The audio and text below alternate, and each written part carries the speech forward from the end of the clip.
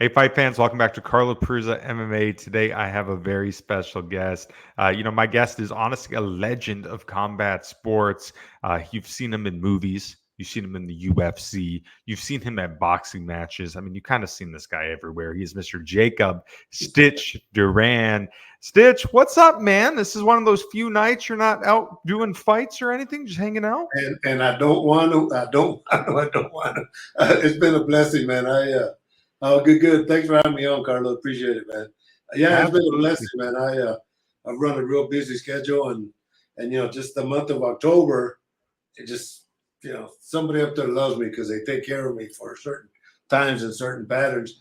I haven't had one show in October, but I don't want one show next week. In fact, Thursday I'm heading off to upstate New York, and then the cycle starts again. But in that time off, they're uh, they're finishing up a documentary on my life called "From the Fields to the Garden." So I had a chance to go back home and do my final filming back home, and then I'll be doing my final interview. So everything worked out good, man. I needed the rest anyway, just to get back and spend some time with my family, and got to see my grandson play soccer yesterday. So it's nice to be a grandpa. Yeah, very awesome. So, I think it's kind of crazy. At one time, you were trying to walk on to your college baseball team. Yeah. That doesn't work out. You find yourself in the military stationed in Thailand. And all of a sudden, at one point, you just get enthralled with mixed martial arts, man. When you first discovered it, did you know that this was going to be something that you wanted to be a part of? No, not at all. And I did walk on to the college. It's just that I didn't have a car, So the college was 9 miles away from my town, and I would go to school with friends, and they would leave after their classes, and I'd stay and practice, and then I'd have to hitchhike home. So yeah, I joined the military, but my goal was, well, if I went to the Orient, I'd want to study the martial arts, and they sent me to. I joined in April of 1972, and in '74 they stationed me in a place called Thailand. Shit, bro, I didn't even know what Thailand was, but I saw my first Muay Thai fight. And from there, I every day I ate, slept, and dreamt martial arts. That's what got me here talking to you. When you came home, you went back to the United States, you started getting into kickboxing, you opened up your own gym. What was the idea like to open up your own school? Well, when I got home, I didn't tell my family at all. And I got home. I remember I was outside with my brothers, and I had a baseball glove, and I told my brother Ernie to hold it, and I did a spin kick, and he didn't he didn't know where it was coming from because he'd never seen it before, and I kicked the glove off his hand and kind of blew his mind. So yeah, that was my thing. But yeah, I opened up my school of kickboxing with just a credit card. Show you how crazy I was. I was already training fighters at the high level, and Dennis Alexio was the heavyweight champ, and I think light heavyweight and cruiserweight champ, just a badass dude. I was with him, and so I had my own school of kickboxing, ASK, the American School of Kickboxing, and had some good fighters, man. And Javier Mendez, I love seeing him. He's there with Khabib and all these guys, and I worked his corners when he was a kickboxer, fighting under Scott Coker's cards. So we've come a long ways. Back in the day, mixed martial arts was not as culturally accepted as what it is now. It's crazy. It wasn't even that long ago when John McCain was calling this stuff human cockfighting. The UFC had to go to like Dothan, Alabama, because it wasn't sanctioned anywhere else. When it first started, I mean, there was no rules. It was very barbaric. It was brutal. They're literally publicizing it that people are going to die and stuff. Yeah. And back then, the regional scene, I mean, was crazy. You had guys fighting outside barns, rodeos, bowling alleys, mystery opponents. Do you remember what it was like back then? Do you remember being part of this circus?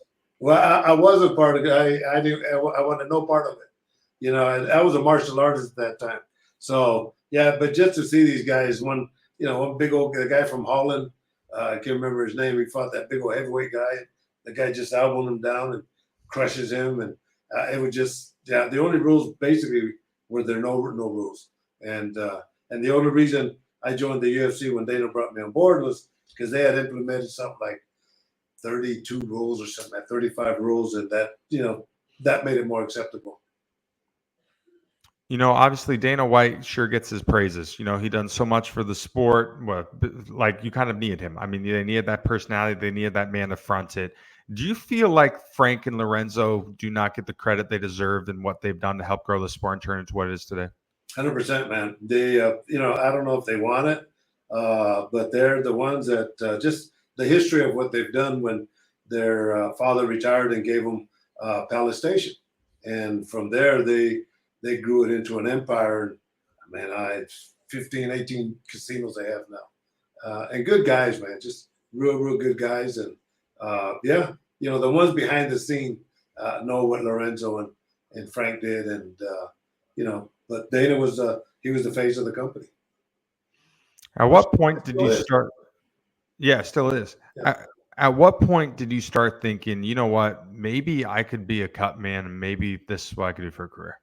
Well, I didn't expect it to be a career, and uh, yeah, I did it out of necessity, out of economics, out of trying to learn every position that I needed to do. Because not only did I train these guys, I managed a lot of them, and I even promoted some amateur fights, the IKF, International Kickboxing Federation, with Steve Fossil when he passed away. But I did their first two shows, and so I went through the whole gamut and learned to be a cut man. Just kind of floated to the top and made the move to Vegas, going on 30 years this coming April.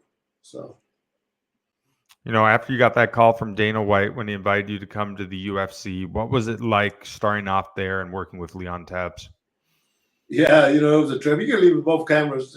I like watching you when I talk, so you can put the split. It's all right.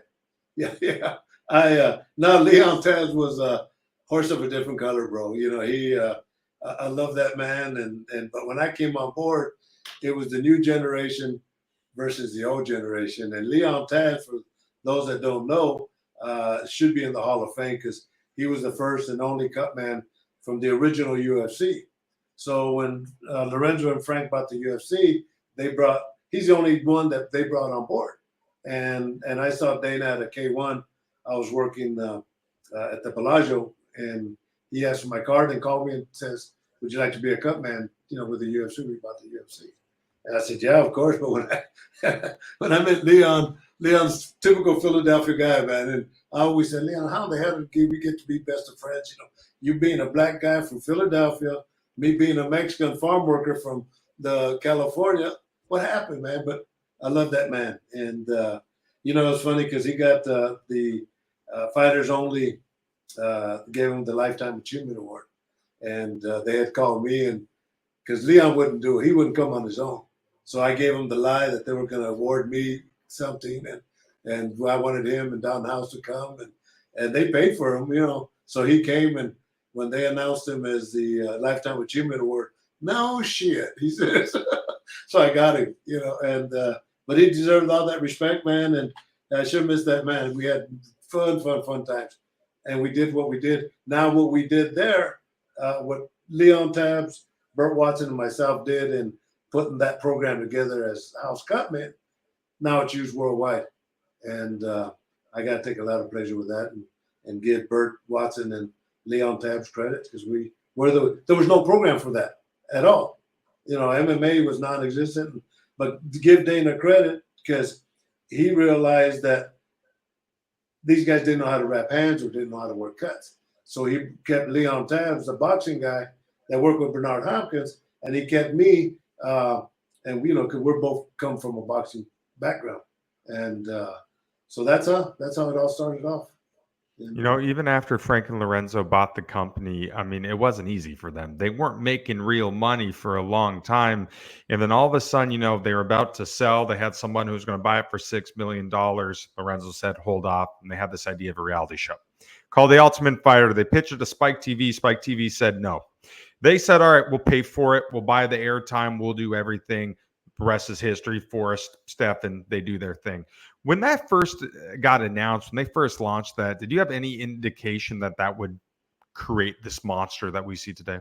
Not at all, man. It was quite insane because I did every tough show, every tough season. It was cool, and but to have Forrest and Stephen, because I worked with Forrest, so he was a guy that I worked with, and of course, had the relationship with Forrest. But yeah, what a magical fight And a little behind the scenes story behind that is we're standing and waiting for the decision, and Forrest's two trainers are there, and the guy looks at me, he says, Stitch, he goes, I'm not gay, man, but I got to give you a kiss. Thank you. And he kissed me in the cheek, and and then I find out that Forrest thanked me for keeping him in the game several times, and so that's nice coming from them. Yeah, but that started the whole series of the tough game, and look where they're at now. During that contest, I mean, obviously one of the greatest fights ever, if not the Yeah. greatest fight ever. Was it hard to stay composed? I mean, did the fan of you come out for that one? Well, yeah, the fans always there. That's thank God I only show you through my eyes, right? But I'm looking, and there's a lot of things. That's a good question. There's a lot of things that I do because number one, I look at the face. That's my number one concentration, and I look at the probability who's winning the fight, round by round. But yeah, yeah, come on, and within myself, once I'm working, I gotta keep composed, But shit, I get home, it takes me 3-4 hours to get some sleep, just because the adrenaline's still up there. Have to have a cup of coffee just to fall asleep. After that point in time, mixed martial arts, UFC especially, was definitely on the rise. They went out, they bought Pride, they bought Strikeforce, they bought the WEC. They have this huge roster. And, I think an event that doesn't really get the credit it deserves. I don't know if you remember UFC 129, Toronto, 55,000 people, Jake Shields versus George St. Pierre. At the time, I mean, it was a big deal. It was its first stadium show. You had the pleasure of working that one. From that event, could you see the direction the sport was going into? Well, I saw the direction where it was going to before that. It's just that to walk into, a stadium like that, I'll never forget that. That was awesome because during that week, there was an optometrist that had a grand opening and he wanted me to come by and as a guest. And I sure I came. We shoot the glasses I had before these. He made them.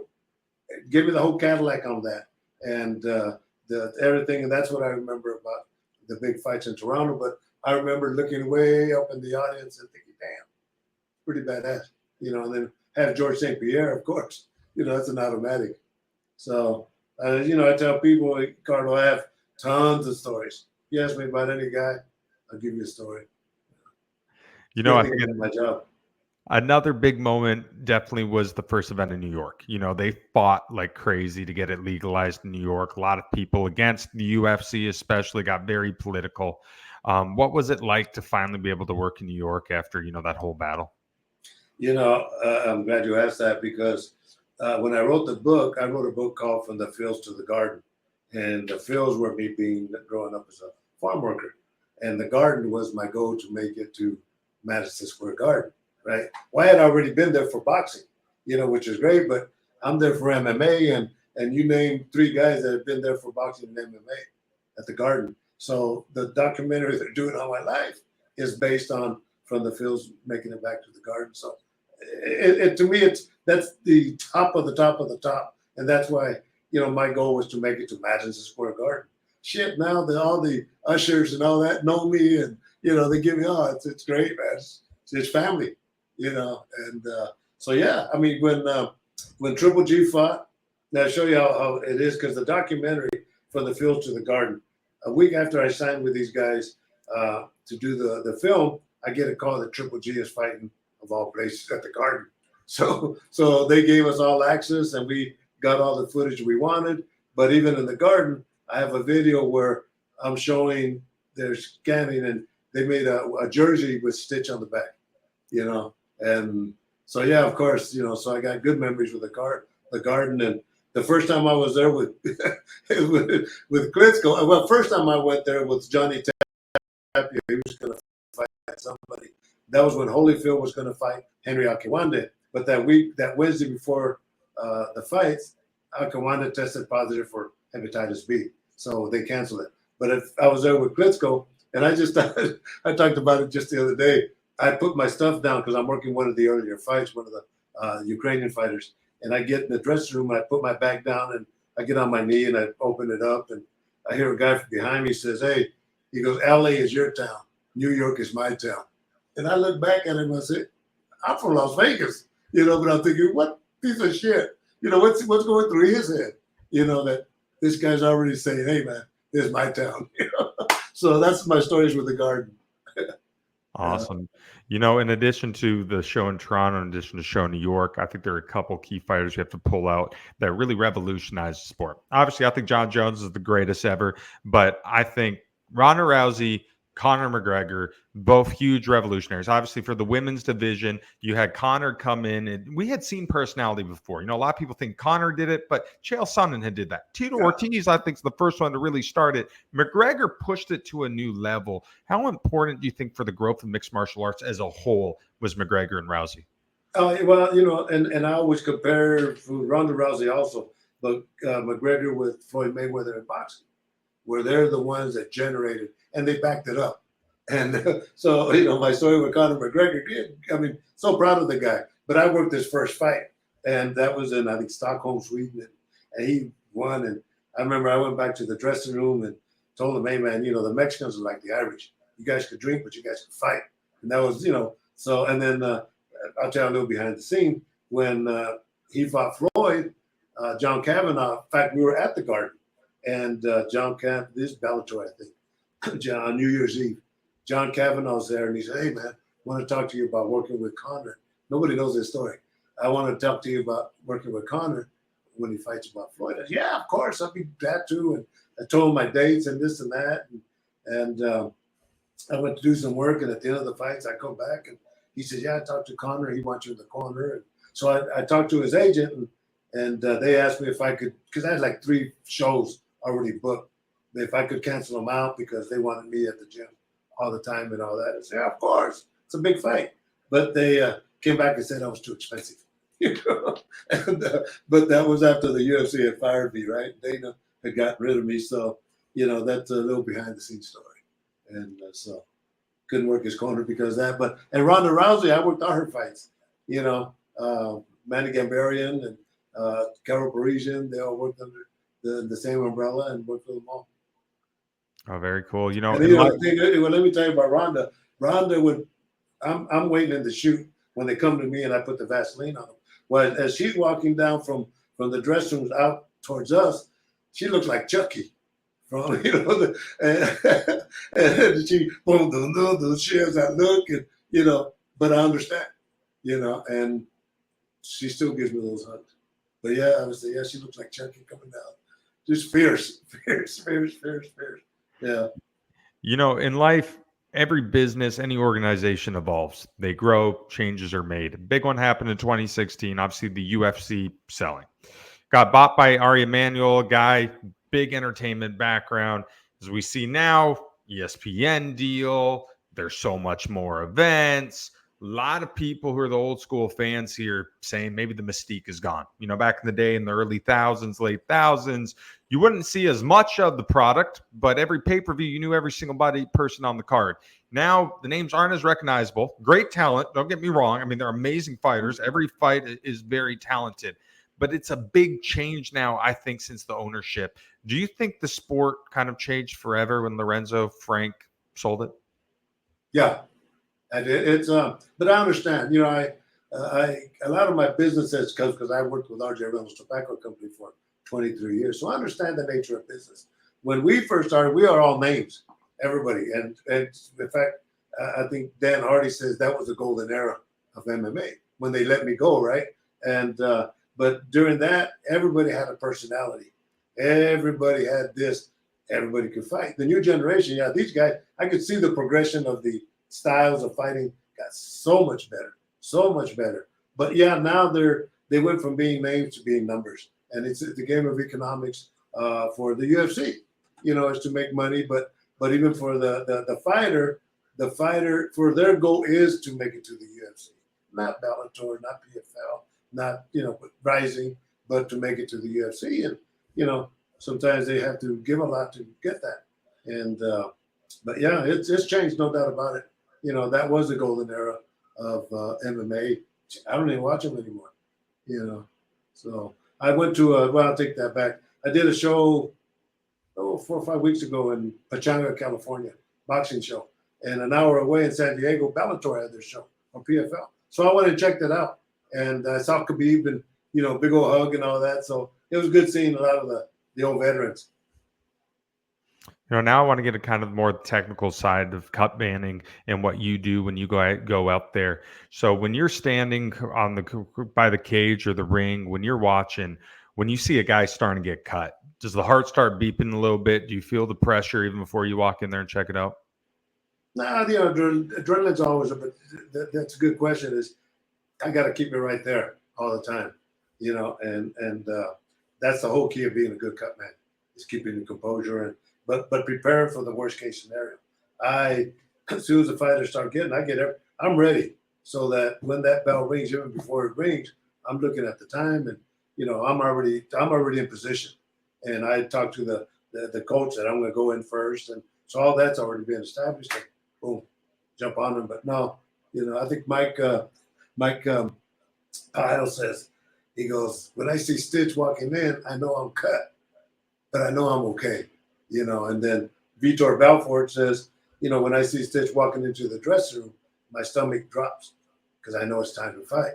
But I know whether he's working for the other team or not, he brings that calming effect. And that kind of says it all. I talk a lot about the guys I interview on this channel. Fighting is way more mental than it is physical, in my opinion. Is that the same thing as being a cut man? Yeah. Well, preparation, and yeah, just having all your faculties and looking at. I look at everything based on numbers, on probabilities. But my number one factor is fighter survival, and I've stopped the fight with Klitschko because I knew he was winning, but I knew he had a bad cut where it would go to the scorecards, and he became world champion for 8 years after that. I've saved guys' butts, and so it's knowing everything, bro. And then the experience factor. I've seen guys get in there, and I always tell, here's a little education.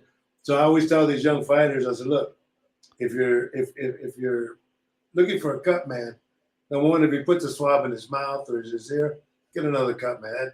That shit is old, But even so, ask him what the function of the medication, adrenaline chloride 1000, what's the mechanical function to it? And if the guy tells you that it stops the bleeding, get another cut man. If he tells you it's a coagulant, get another cut man. It's a vasoconstrictor, right? So you got to look for those little things. Simple as that. Wear gloves, But I try to educate these young fighters on because there's so many wannabes, and unfortunately, I think I created a lot of that, And people see what I've done, and they, I've opened up a lot of doors for a lot of people. Before you get guys, when you're going to be assigned to guys, do you ever do any research? You try to identify if they might have scar tissue problems, they have a history of being cut. You do any of that? Nah, I was prepared for worst case scenario. Everything's probable, bro. I've seen it all. So no, yeah, and I got everything ready. That's the whole thing is being prepared and being functional on what you have to do. And at this point, psychology is a major factor also, especially when guys get knocked out. I remember Drago. You remember Drago?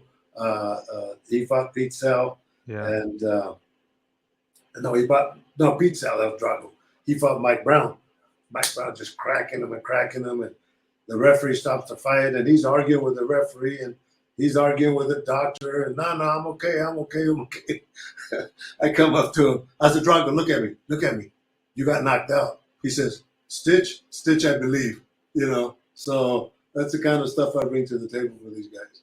They know I'm there to take care of them.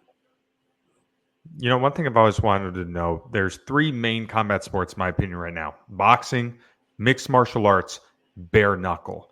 Is there a difference between boxing, bare knuckle, and regular gloved MMA? Is there a difference between how cuts, like, do you see a different per each sport? Yeah, 100%. Boxing's the least. Shit, I could be eating popcorn, bro. Working on a cut. Just I when Dave Feldman first started the bare knuckle fights, the bare knuckle fighting championships, I worked with him. I worked from the first fight on until COVID kicked in. Great guy, great organization, and the fighters are good people. They had to learn a different style of fighting because now you could also clinch and punch and your knuckles are free. You could take from like an inch down, but everything off from here on up is open. And so the guy, hey man, Stitch, can you wrap? I said, nope, I'm not gonna wrap your hands because I don't know that technique and I don't want to be responsible for any broken hands. But UFC bare knuckle fights has multiple cuts. I think the hell did I think of his name? He had like 10 cuts, and I saw him. I said, hey man, I saw the cuts, and I have the picture. And he said, no, I had 12 cuts. He fought Art LeBeau. What was Art LeBeau? Jason Knight. Jason Knight.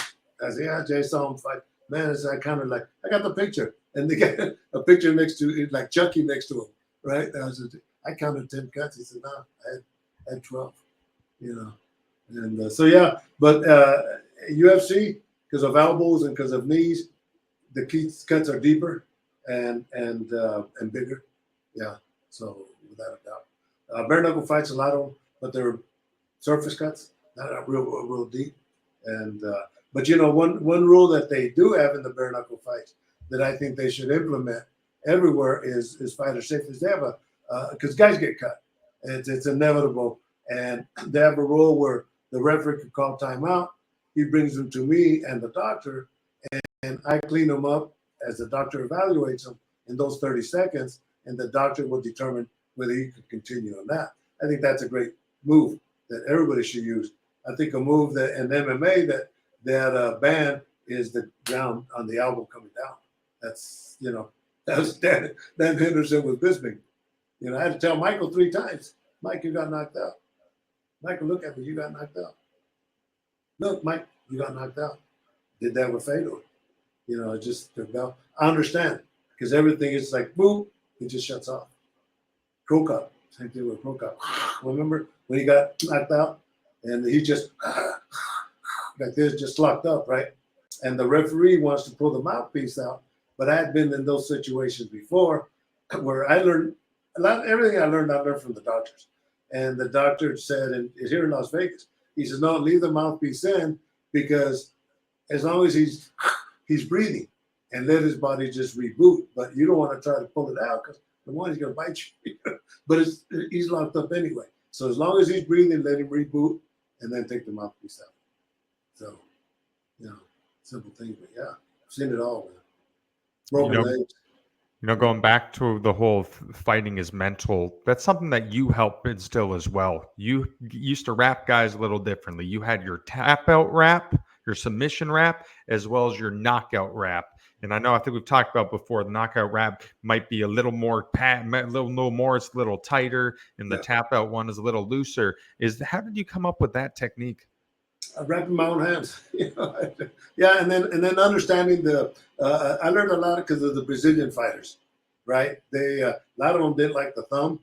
I had to educate them that I could do it without cut the thumb off, and I did it for some guys, but I can't guarantee nothing because it takes all the dynamics away from it. As long as you have the thumb that is anchored. So I taught them, but I had to loosen it up a little bit because there you got the wrist action and all that, but you can still crack, And then the knockout wrap, then you lock up the metacarpals and just kind of make it a boom and you can knock them out. So, but a lot of it is psychology.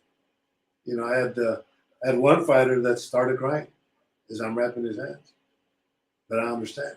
I stopped and let him cry, and I said, "Look, man, I'm ready to cover your ass and give him a hug and finish the wrap." And he got up there and won. So yeah, great stories, man.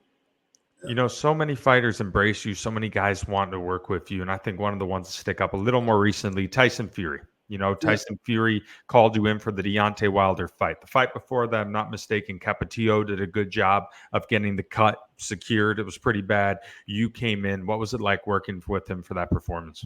No, it was good. Actually, Capetillo did a subpar job. He's a friend of mine, right? But he's not a Cutman. But what happened is he would open up the gym, the top ranked gym for Tyson Fury.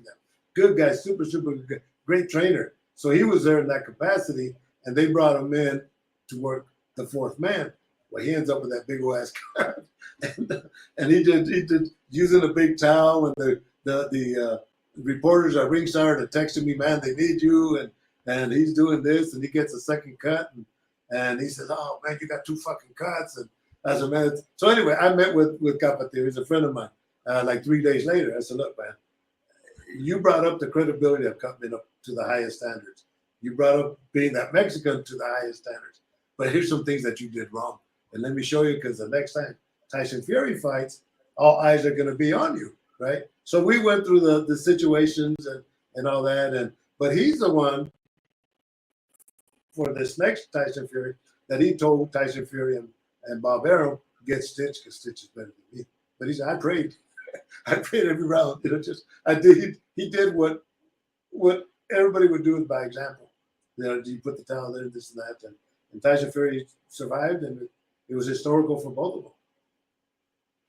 Tyson Fury, obviously a guy, he's a character. He'll go out there, he puts on an amazing performance on the best boxers I think we've seen. After the win, he's singing, and he has 30, 40,000 people singing with him. What a showman is that? I mean, what can you say about Tyson Fury? Is that just God-given showman ability? Yeah, he's just like that. His whole personality he's a gypsy king, bro. And that's him. That's his personality.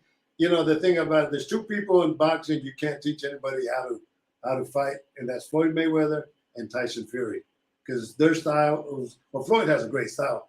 Tyson Fury got no style, but that no style that he don't have works for him, and it worked for nobody else. And but a good guy, man. When first time I met him, I go in the gym and I go shake his hands and we talk, and I look at his cut and tell him what, be keeping ice on him every round. I don't wait till you start inflating the whole thing. Then we talk about sponsors. I said, do you mind? He says, no, Stitch, I don't mind, because I work on sponsors, right? And he goes, I just do three things: no drugs, alcohol, and liquor, or drugs, alcohol, and drugs, gambling. That's all right, fair enough. So he was that kind of guy. And then after that first fight, I'm saying goodbye. He's ready to go take a shower in the dressing room. He gives me a hug and a kiss and says, thanks for keeping ice on me. Let's see, I got into his head for that moment. That part. See, when you look at deep into that, then you understand the importance of those little moments. Brock Lesnar, when he fought Cain Velasquez, they remember that big old cut he got there, and I'm working on him, and we're like this, and Stitch, take care of me. Yeah, of course I'm going to. Those are, they're modern day gladiators, but deep inside they're all babies, and my job is to take care of the baby. And I mean, wives and mothers and fathers and brothers and sisters and friends, they thank me. It's a hard business. The optimal game is to knock somebody out.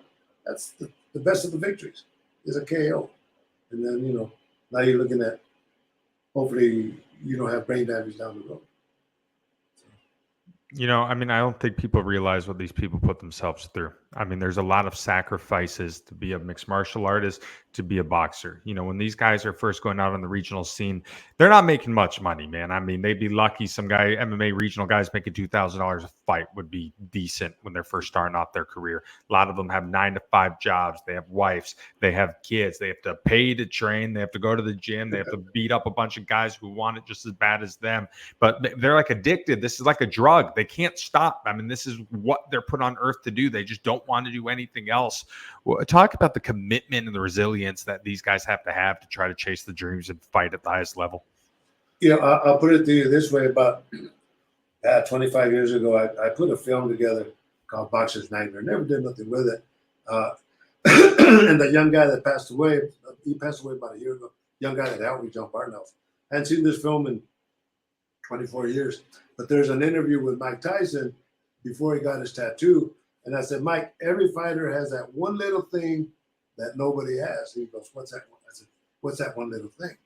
And he says, well, a couple of things. You got to get your body in 100% physical condition because your mind tells your body what to do, But the one I liked and the one I tell the kids is, he says, take the pain.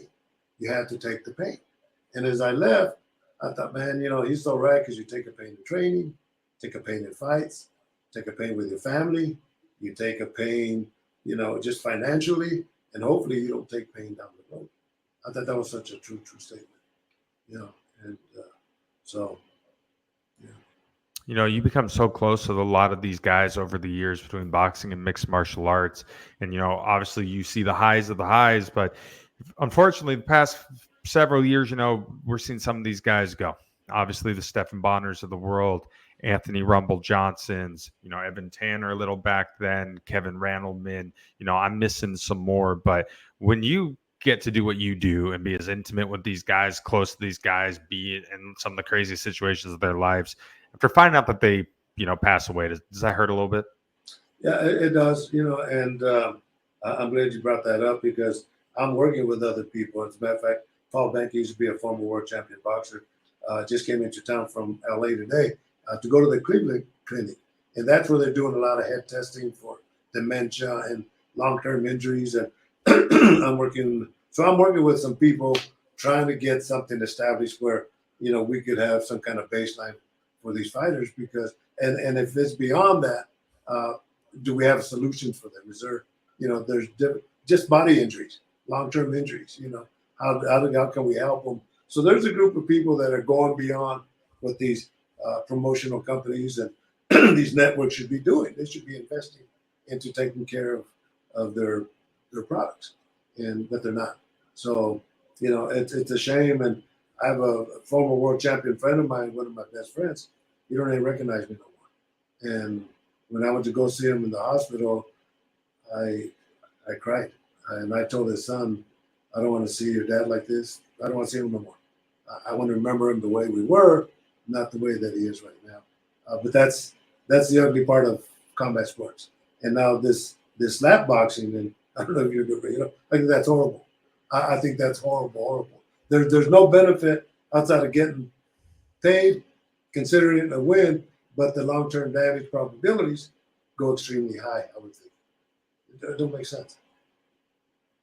Throughout this interview, you mentioned education probably 10 to 20 times already. And I think it's crazy. A story of yours that I absolutely love. The first time you ever talked to a Cutman, he told you to F off basically Yeah, when you started yeah. asking him about how he does his techniques. You're the total opposite, man. You've said, I don't have secrets. I have techniques. You want to promote the sport. You want to help it get better and better and, create these Cutmen in the future. How important is it for you to promote the education piece? It has to be, man. Like that same story of what's the function of the adrenaline chloride. If you don't know, you shouldn't be considered as a cut man. You should need to study under people that know the game because bottom line, we're taking care of these fighters. Our game, our combat sports, we are the only group, football, baseball, bat. All these guys have to be certified. None of us do. To be called coaches, to be called cutmen, to be called cornermen, none of us have to be certified. And that's what's failing in this game, unfortunately. It's crazy, huh? You probably even thought about it. No, wait, you don't have to be certified through the commission or anything? Nah, you buy a license, bro. $50, it's a license. You fill out an application that you're a second, and yeah, that's it. Wow, that's absolutely crazy. Yep. That is kind of wild. You mentioned earlier that you have a story for everybody. Yeah. And there's one guy that I want to name and I want you to tell me the craziest story you have. Don Fry. What do you got? Don Fry? Uh, shit. I think the last time I saw him, it's always mustache with mustache, right? Bro, he comes right up to me, man. My mustache better than yours. Oh, yeah, it is. Hell yeah. Here, you can have mine. Shit. But it was always mustache with mustache because that's his identity, right? And this is part of my identity. So, yeah, but I never had a chance to work with him. That would have been nice to do. Just, go to the pride fights and work with him up there and all that. But yeah, that was last time I saw him, man, he was right up to me. And then he has a damn cowboy hat too. So, you got that little intimidation factor, like shit. Telling myself, I'm glad I'm old because I know you're gonna fight me, So, but a good guy, man. Yeah, I mean, just so many good guys out there. It's a different world. You've been doing this for such a long time and you keep going. Do you feel like you're going to be doing something combat sports until you pass away? Yeah, I think so. I'll be involved one way or the other. If it's not mechanics, it's definitely through here, and like say, 13th time education. That's basically how I want to be remembered. Carlo, not so much. He is a great cut man. He's legendary, and more that I make this game a lot safer for everybody. So we're working on some things, and a group of people, and trying to get some kind of insurance policy for these guys. And there should be a kitty, a foundation that has all that. Like Mike Tyson, in this interview I did 25 years ago, Mike says, he goes, guys like me, Holyfield, Lennox Lewis, Oscar De La Hoya, when we fight, let's get some of our money, let's give it to these guys. We don't need it. It's we're taken care of. But could you imagine that if that was now? Is if every fighter put in 1% of their earnings, which is tax deductible, and put it into the kitty, and let's say you're in the gym and boom, you get cut or you break your hand. Well, if you're a member of the whatever ABC, whatever the thing is, then you're entitled to go there and get medical attention, and they pay for it. Very simple, but people have to put in. To me, to call yourself a mixed martial artist, I mean, you have values. I mean, discipline, respect, loyalty, love. And I feel when I'm watching mixed martial arts in this day and age, you hardly see anyone refer to themselves as mixed martial artists. It's not what it was 15 to 20 years ago. Do you feel that a lot of these guys this day and age, and not even the guys, the promotions, the sport itself, has it lost that touch and that responsibility to withhold of being mixed martial artists? Man, I've been out of it so long, I couldn't even tell you what this one brings out anymore. I don't pay attention anymore. I for a while I was working with Bellator and PFL after the UFC let me go, and then when COVID kicked in, we kind of lost everything. And when it started to get top ranked, based out of Vegas here, they did 16 shows in the bubble at the MGM during COVID, and they brought me and Mike Bazu in his house company, 2 fights a week. So I got paid. And after that, they liked the program so much that they kept us. So I'm working with them. But yeah, it's been a while. But I just, it's not the same, and just seeing the martial artist, and there's names that I see but I don't know, I remember Habib and all that. I always told people when the Russians would come into boxing and to MMA, I saw the beginning of it. I said they were going to take over, and then you get guys like Khabib and all these guys from Dagestan and all that's their specialty. And, we always wondered, why are they so good? Somebody brought up a point. Well, a lot of them have the Muslim mind. So no drinking, no partying, discipline, and that's a national pride and joy is grappling, but they're all good guys. Good guys. I can say I love them all. I can say, well, Habib, man, he comes, everybody wants to take pictures. He comes and gives me a big hug, man, and carries on. Those type of relationships that make my job special. Do you think that combat sports kind of changed your life and made you who you are today? Like not just what you've done, not just what you've accomplished, but the person you are, the goals, the values. Do you think combat sports contribute to that? 100%. Yeah, everything. I came here. Yeah, of course. When I started in Thailand, when I went and attended my first class, it started everything. I just didn't know it would take me to these high levels. Never knew it. I knew one way I was going to be a professional or something. Thought it was baseball, right? That didn't happen, but here I am, a professional in combat sports. But no, it blows my mind every day, bro. I got so many things going on, and till this day, what makes it proud is I've never asked for a job. Just can't kiss nobody's ass, man. Say, hey, man, it's not my nature. So I've been blessed, man. But I got, I got this documentary being finished up, and got a cannabis line that they're working on for the new year, and it's Thai stitch because I was from Thailand, right? And that's the best shit I ever smoked anyway. So I'll tell you, if you can make something as good as that. I'm working with a cream for cuts, the healing process, CBD cuts, and all kinds of stuff, and then working fights and getting ready for Creed 4. So it should be fun. It's a fun time. Absolutely. All right, Stitch. Last question for you. Have you ever had any moments in your life and your career where you got to really look back and reflect on everything you've done and really take the time to be like, wow, I've done all that?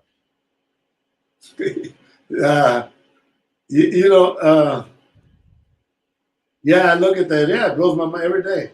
Like I did the the first Creed with Stallone, and we're in Philadelphia, right? And I did Balboa with him, right? When he fought his last fight, I was the guy with Antonio Tarver, Nation Line Dixon, but it's nonetheless did a movie with Sly.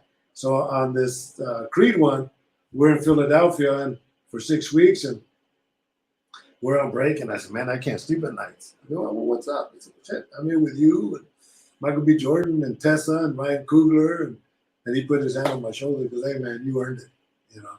And I thought, wow, you know, that's yeah. And then just another little before I leave, when it was time, my name in the script was Marcel. I didn't know anybody named Marcel. I was going to try to change it, but I didn't know how, right? But when it was time for Rocky to introduce us to Adonis, he says, this is Stitch, the best cut man in Philadelphia. Bro, that stuck. Yeah, it's crazy. Yeah. One thing I wanted to touch upon that when you're doing these movies, these combat sports based movies, did you ever offer any suggestions to make it as realistic as possible? They listen to you at all of anything Oh like shit, that? that's why they bring me in, bro. I told Ryan Coogler on the first one, I said, look, man, if I see something that's not representing, because you're representing my sport, if I see something that's not right, I'm gonna bring it to your attention. He goes, nah, please do, man. He goes, that's what we brought you in for. You know, like Michael on the last one, he comes up to me and because he's directing, and he says, Stitch, who should give away the WBC belt? Something simple as that, but it means a lot. So I gave him the story of Jose Suleiman, the president from Mexico City. He passed away, the most prestigious belt. His son Mauricio now controls it and all that. And so they in Atlanta, there's one Mexican guy and his wife the other side of the ring as extras. I said, that guy over there, I got him a role in the movie, right? And so anyway, but I saw Mauricio when Ugas fought Earl Spence in Dallas. And I told him the story, and he said, well, look, let's take a picture and let's send it to the Klitschko's because they were both WBC champions. And Vladimir sent me back a message, man, that almost brought me to tears, you know. So, yeah, so they did ask me, of course, but I tell them anyway. There's something simple as this now. The Russian referee, when Drago's fighting Adonis, the referee's Russian.